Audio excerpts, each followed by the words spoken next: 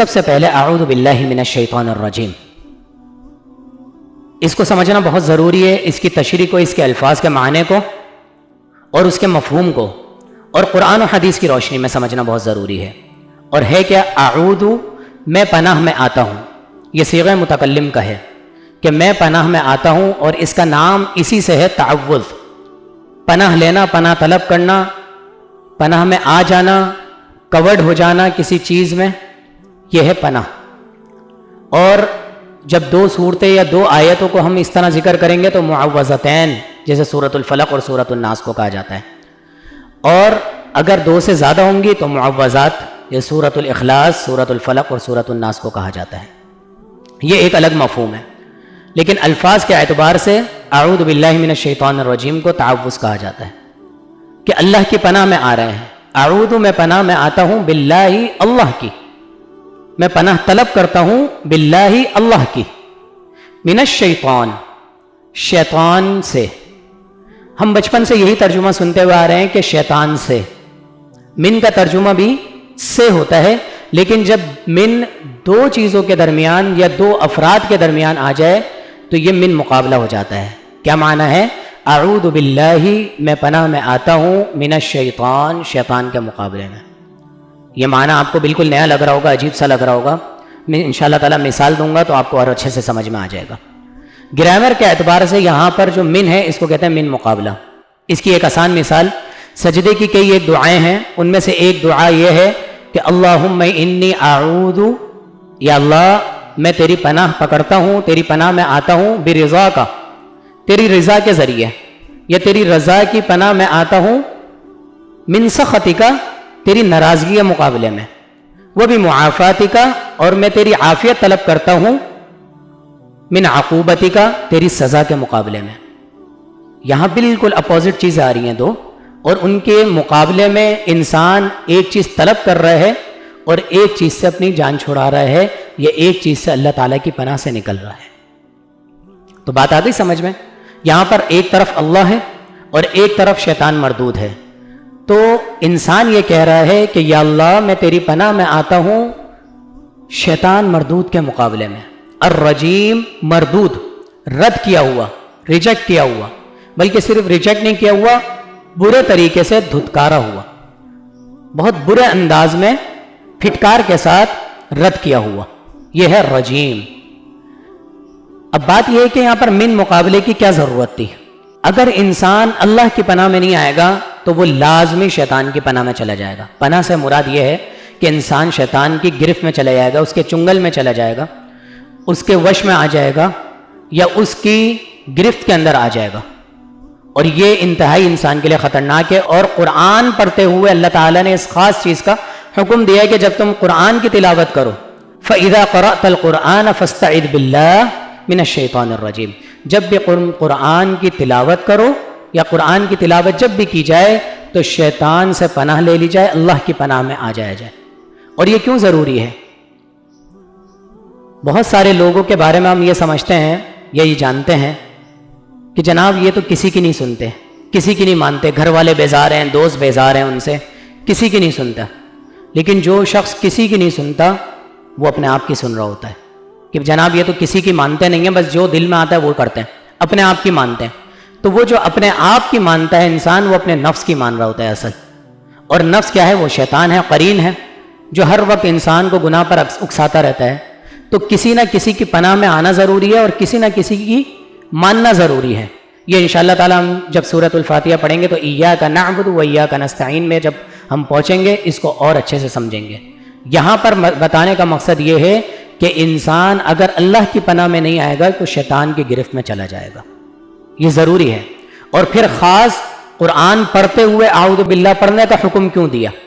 خود سورۃ البقرہ میں اللہ تعالیٰ نے فرمایا، آیت نمبر اس کی 26 ہے، اللہ تعالیٰ نے فرمایا یضل بہ کثیرا ویہدی بہ کثیرا، کہ اسی قرآن کے ذریعے بہت سے لوگ گمراہ ہو جاتے ہیں اور اسی قرآن کے ذریعے بہت سے لوگ ہدایت پا جاتے ہیں۔ اس کے دو معنی ہیں۔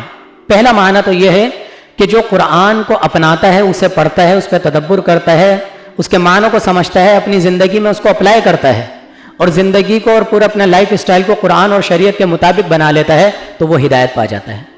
اور جو شخص اس قرآن سے روگردانی کرتا ہے، اس کو صرف ایک اچھے سے خوبصورت سے غلاف میں لپیٹ کر الماری میں رکھ دیتا ہے اور سمجھتا ہے میں نے قرآن کا حق ادا کر دیا، اور اس کو پڑھتا نہیں ہے، سمجھتا نہیں ہے، قرآن کے حلال کو حلال نہیں جانتا، حرام کو حرام نہیں جانتا، یعنی کہ قرآن کے قوانین پر امپلیمنٹ کرنے کے لیے اس کا دل، اس کا معاشرہ، اس کا گھرانہ راضی نہیں ہوتا، تو یہ سمجھ لیں کہ اس نے قرآن کو چھوڑا اور وہ گمراہ ہو گیا۔ ایک معنی تو یہ ہے، لیکن دوسرا معنی بڑا اہم ہے۔ دوسرا معنی یہ ہے کہ قرآن کو اگر اپنی مرضی سے سمجھنے لگ جائے کہ قرآن کی میں نے یہ آیتیں پڑھی ہیں اور ان چیزوں کو اینالائز کر کر میں اس نتیجے پر پہنچاؤں، میرے علم کے مطابق قرآن کا مفہوم یہ ہے، تو یہ شخص بھی گمراہ ہے۔ کیوں؟ 1400 سال پہلے نبی علیہ الصلوۃ والسلام نے فارمولہ بتا دیا کہ جماعت یا وہ فرقہ یا وہ افراد جو جنت میں جانے والے ہیں وہ کون لوگ ہوں گے؟ ما انا علیہ و اصحابہ، جو میرے طریقے پر ہوں گے اور میرے اصحاب کے طریقے پر ہوں گے۔ اور احادیث کی روشنی میں اصحاب کا اور نبی علیہ الصلوۃ والسلام کا طریقہ الحمدللہ ثم الحمدللہ ہمارے پاس موجود ہے۔ اس کی ایک میں آپ کو چھوٹی سی مثال دوں کہ صحابہ کرام بھی خود سے کوئی بات اینالائز نہیں کرتے تھے، خود سے نتیجے نہیں نکالتے تھے، جو بات سمجھ میں نہیں آتی تھی نبی علیہ الصلوۃ والسلام سے پوچھتے تھے۔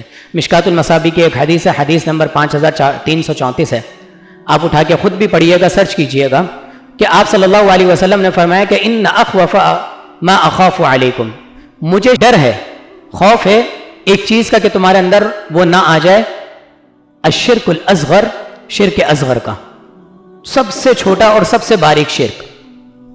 تو چاہتے تو صحابہ کرام کہ ہمیں اقوال مل سکتے تھے کہ اس صحابی نے جو ہے وہ اس بات کو نبی علیہ الصلوۃ والسلام کی خود سے سمجھ لیا اور بتا دیا کہ شرک اصغر سے مراد میری نظر میں یہ چیز ہے، یا شرک اصغر سے مراد میں یہ سمجھا ہوں، یا اس ماحول کے اعتبار سے نبی علیہ الصلوۃ والسلام نے اس موقع پر یہ آیت فرمائی، یہ حدیث سنائی، تو میرے علم کے اعتبار سے شرک اصغر یہ، لیکن نہیں، ایسا نہیں کیا۔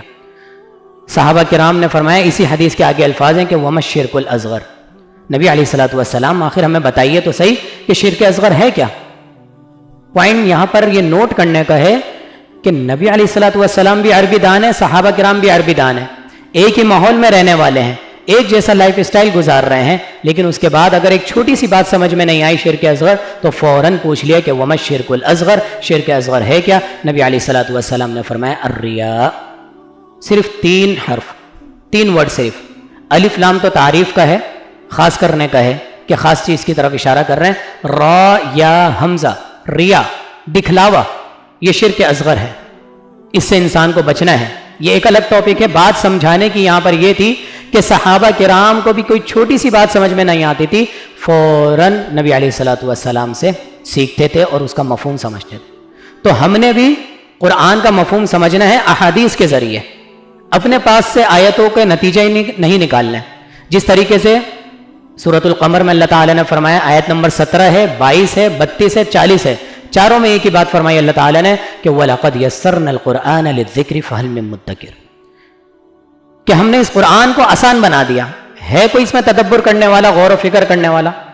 تدبر کا معنی کیا ہوتا ہے؟ ہم سب اردو دان ہیں اور اچھے طریقے سے سمجھتے ہیں، اپنی پوری صلاحیتوں کو اس کے اندر لگانا، اپنے ٹیلنٹ کو استعمال کرتے ہوئے اس کو توجہ سے پڑھنا اور پھر اس میں غور و فکر کرنا، اور پھر نیت کو بالکل خالص کر کر اور قرآن کی حلال کو حلال جان کر، حرام کو حرام جان کر قرآن کے مطابق زندگی گزارنے کی نیت سے قرآن کے اندر جب انسان تدبر کرے گا تو اس کو وہ اچھے نتائج حاصل ہوں گے جو اس کی زندگی میں خیر و برکت لے کر آئیں گے اور جنت کا راستہ آسان ہوگا۔